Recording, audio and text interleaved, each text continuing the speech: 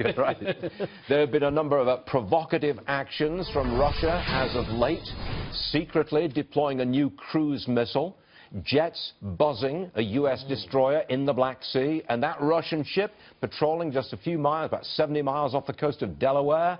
It's now 30 miles off the coast of Connecticut. In Groton, Connecticut, there is a huge submarine base. They're right outside the waters there.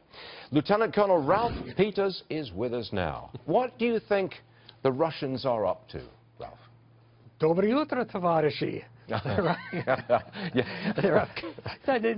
got to ask you, Stuart, doesn't this make you miss the good old days of ideological spies like Kim Philby and Guy Burgess?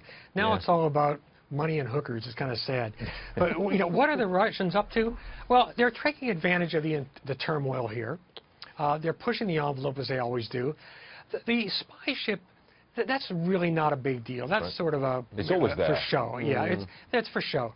What really matters, what's a potential game changer, is their willful violation, and they do not deny it. In fact, their media crows about it.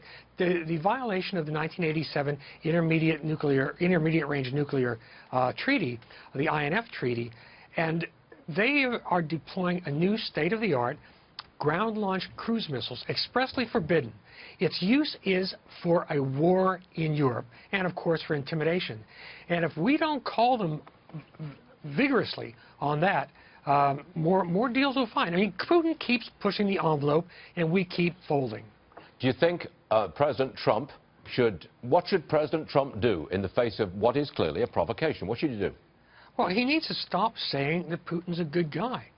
He needs to get his national security team together on one pro-American voice and say to Russia, not only aren't we going to lift sanctions, but there will be more sanctions and more punishment if you keep buzzing our ships, if you keep violating treaties, if you keep slaughtering men and women and children, if you keep fomenting further unrest and death in eastern Ukraine.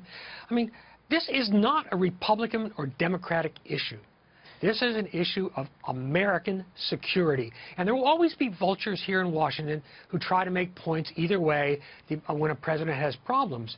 But right now, we need to be unified against Russia, and the president has to lead. Thus far, President Trump has restricted his tweets, certainly today, to complaining about the illegal leaks that he thinks are coming from the federal bureaucracy, the intelligence services. He's not yet tweeted out a direct response. I don't think he's done it yet to what the Russians are doing.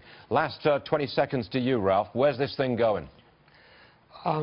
Domestically, it's going to get worse and worse, because the Russians clearly were active and are active here.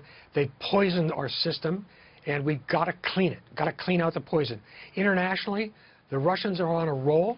They're hurting NATO, hurting the EU, rampaging in the Middle East, and destroying our credibility. President Trump needs to lead the resistance against Putin. All right, Ralph Peters, always a pleasure. Thanks for joining us again, sir. Appreciate it. Thank you. Всего хорошего. Right.